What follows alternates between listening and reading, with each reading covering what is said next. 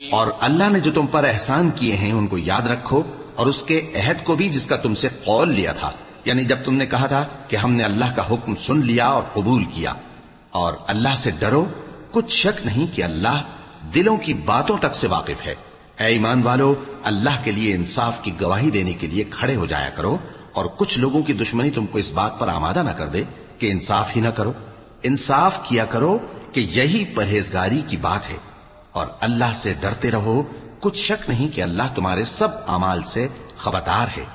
جو لوگ ایمان لائے اور نیک کام کرتے رہے، ان سے اللہ نے وعدہ فرمایا ہے کہ ان کے لیے بخشش اور اجر عظیم ہے، اور جنہوں نے کفر کیا اور ہماری آیتوں کو جھٹلایا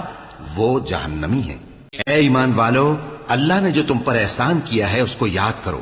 جب کچھ لوگوں نے ارادہ کیا کہ تم پر دست درازی کریں تو اس نے ان کے ہاتھ تم سے روک دیے، اور اللہ سے ڈرتے رہو، اور مومنوں کو تو اللہ ہی پر بھروسہ رکھنا چاہیے۔